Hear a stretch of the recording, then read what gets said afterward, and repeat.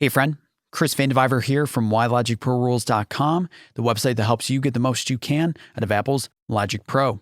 Today I want to share with you 10 or so hidden or overlooked Logic Pro features that I, for one, am extremely thankful that they exist in Logic Pro. These functions or features just can make your life so much easier when you're composing or producing or mixing.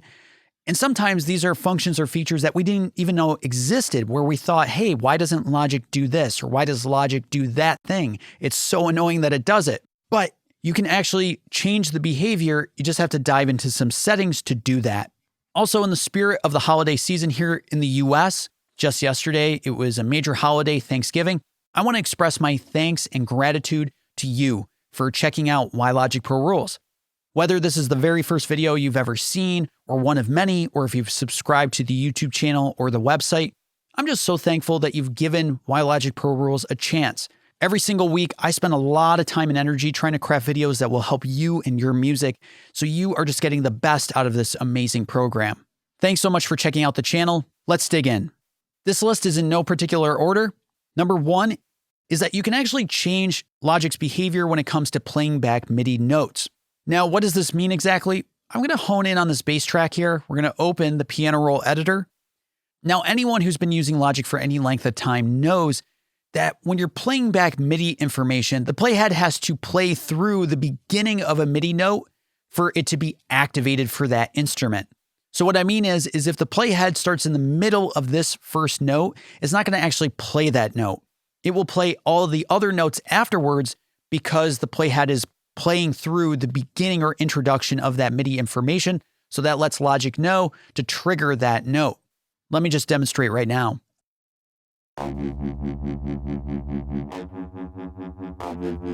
So that's kind of annoying, right?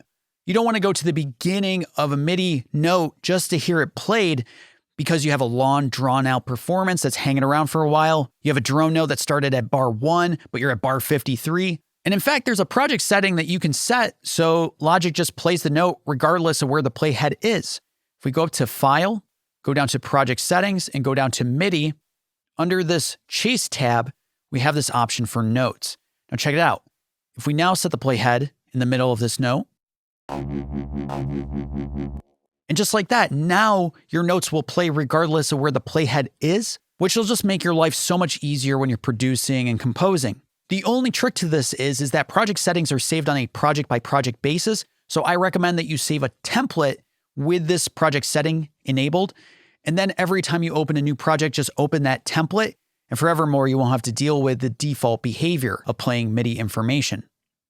Number 2 on our list is the SMPTE-Lock function. SMPTE-Lock is especially helpful for those of us who work with composing to film or video, but SMPTE-Lock can be helpful to anybody. What it does is that it locks all regions in place. So you can't move them from left to right, but you can move them up and down. So let's do that right now. I'm going to select all my regions, right click, and go down to SMPTE-Lock and lock this empty position. So now if I try to drag this region to the left, it's not going to go anywhere. If I try to drag it to the right, it doesn't go anywhere. If I drag it up or down, it will actually go up and down. But one step better is that you can actually adjust the tempo of your project. Even after you've composed and created all sorts of tracks and information, you can change the tempo without messing up the entire performance's tempo. Let me demonstrate. So I'm going to just take a quick listen to this part of the riff that I have here.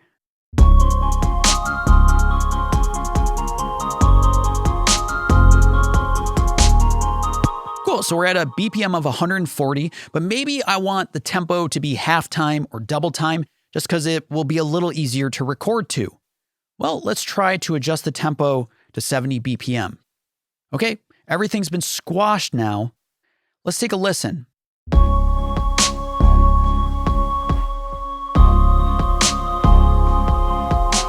It's the same exact tempo. Let me demonstrate with the part we listened to.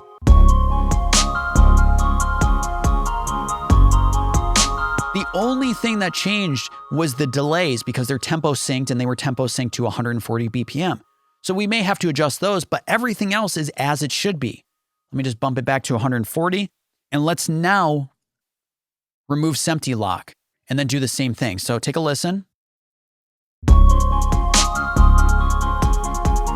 Switch it to 70 BPM. Okay, take a listen. So that's massively annoying, right? So with SMPTE-Lock, you can lock everything into place, adjust your tempo, and then you can unlock the SMPTE position and then go on editing and moving stuff around. But everything will stay at the tempo that you had originally set for your project. Number 3 in our list is the bypass all plugins key command or channel strip setting. So if we open the mixer here, I'm going to just navigate to my submix here and then go up to the channel strip settings. And right down here, about a third down the menu, we have bypass all effect plugins. Now, prior to 10.6, this is kind of a once and done type of thing. I've set this to a key command of Shift Command 1, and you can set that, just Option K to open the key command menu or go down to key commands, edit. And then I've looked up right here, bypass all for bypass all effect plugins, and I've set the key label to Shift Command 1. Just press the tab here, Shift Command 1, boom, and now we have it learned for that function. Prior to 10.6, hold Shift Command 1, we can turn everything off on this channel strip, which is pretty cool. But since the 10.6 update, this function will actually toggle off and on. So we can bypass and then reintroduce the plugins. Shift Command 1 again, turn them back on. One step better, if we select this channel strip that has some plugins that are bypassed and some plugins that are enabled, if we use this function, turn them off, and we can reinstantiate the plugins that we had on without turning everything else on. This is so helpful when you're trying to test drive plugins or settings or processing to see if you're making a positive impact or maybe it's going a little bit too far. Number 4 in our list is the ability to separate MIDI tracks by note pitch. This is so helpful, especially with drums. Let me just introduce an instance of drummer and we'll solo this track, and I'm going to right click, go down to convert, and I'm going to convert this to a MIDI region. So now we have a MIDI region of this drum performance. Let's take a listen. Now, maybe we need to export these drum tracks individually to send to a mix engineer or for us to process. How do we do that if we don't have the ability to use a producer kit? Maybe we're using a third-party plugin like Easy Drummer. Well, in this case, if we just right-click the region, go down to MIDI, separate by note pitch. Now watch this. So now each of the different drum elements have been parsed out to their own track lane. If we look in the mixer, we don't see any more track lanes, but they're here in the arrange page. And if we solo the individual regions, we're going to use Control S to solo the region itself, where soloing gets kind of funky when you just try to use the button in this sort of arrangement. Take a listen. So we have the kick, the snare, bits of the hi-hat. Now we can export these different elements individually for further processing or to send off to a separate party. And this isn't just for drums. You can expand the view of just a MIDI performance of any software instrument track. This brings up my next favorite function, and that is the bounce tracks in place function, which is super helpful if you need to bounce multiple tracks in place so you have new audio regions. You don't want to sit there and bounce each one individually. You just want them to all be knocked out one after the other. To do that, we select all the tracks we want to bounce, go up to File, go down to Bounce, Tracks in Place. Now this dialog will ask us all the usual things. Do you want to bypass the effect plugins? Do you want to include automation? Do you want any sort of normalization? I'm going to hit OK, and now Logic is going to go through and bounce each track in place one after the other. I'm going to speed up the video just so we can get through it.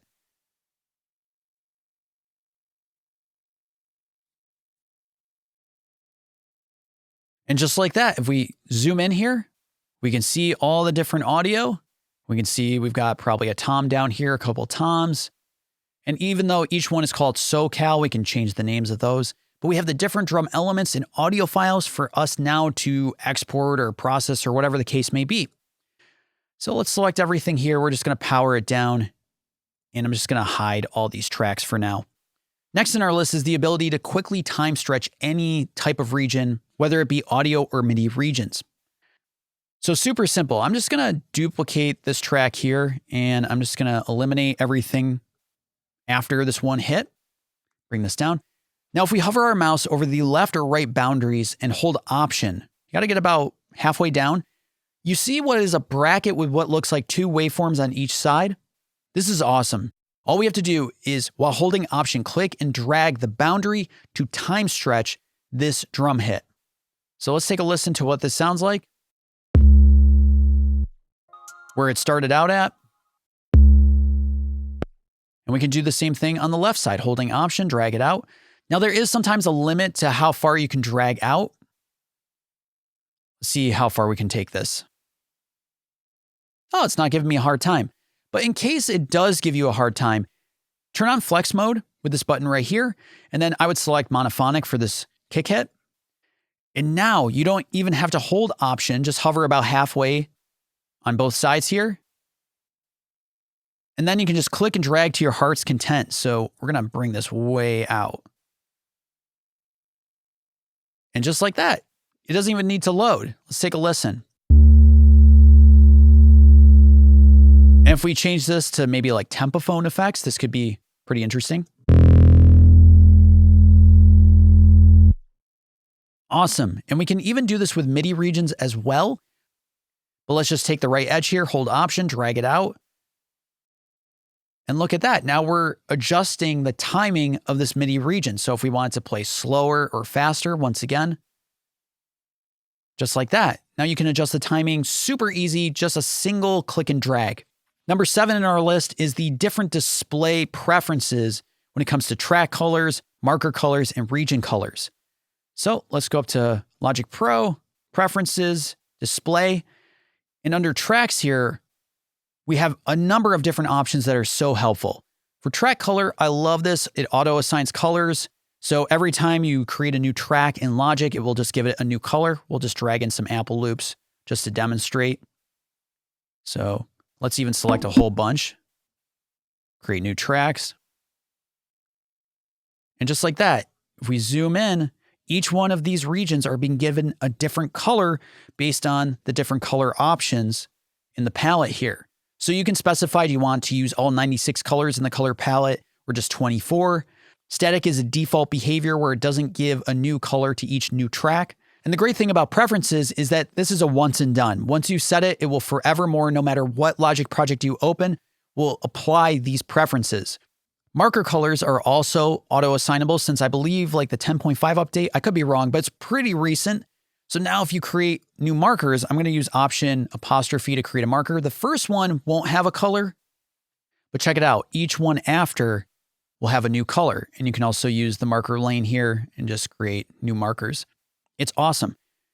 And one step further with the 10.6 update, there's now an option for region colors to follow the track color. So previously, your region colors could be independent from the track itself. So if I set the track color to red, the region does not follow. But now, if we set this region color to as track color, look at that. If we drag this region up, it switches color. Drag this up, switches. It's just so fantastic and much preferred when you're navigating and organizing your sessions. Number 8 in our list is the ability to convert flex pitch data to MIDI. So if we turn on flex pitch for this kick sound, which is more like an 808, we can see that it's pitched.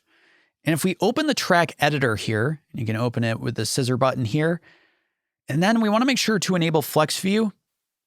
And if we go to edit, right here, we have create MIDI track from flex pitch data. So check it out. We now have a new software instrument track with Alchemy with this pitch data in the piano roll.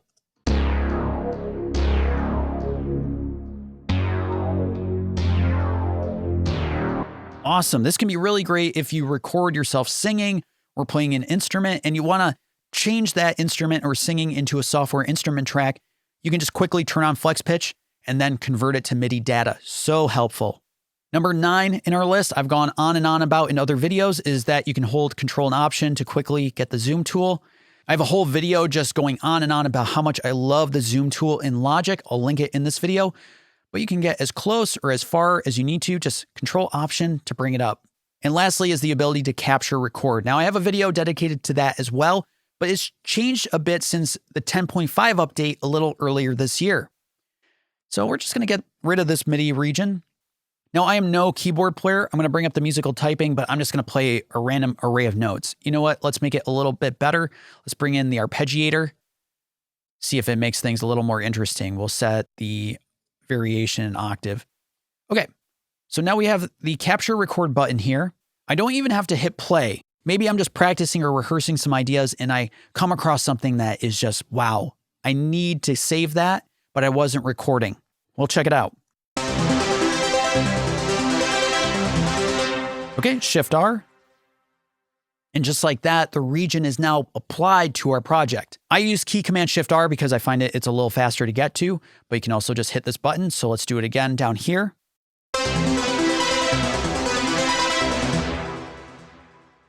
Beautiful. So now that performance is applied to the project. Now there's a similar function for audio tracks. Maybe someone was singing or playing and they just get something beautiful. They just nail it, but you weren't recording. Well, you can capture that as well. Again, there's a video for that, so I'll link it in this video for you to check out. Of course, there are many other functions beyond these 10 that just make life so much better in Logic, especially with some of the new drag and drop functionality in Logic. But I do hope this was helpful for you. If it was, as always, I highly recommend subscribing to the YouTube channel, Why Logic Pro Rules, or subscribing on the website itself, whylogicprorules.com. Every week I'm posting new videos, new emails, and posts to help you get the most you can out of Apple's Logic Pro. Thanks so much.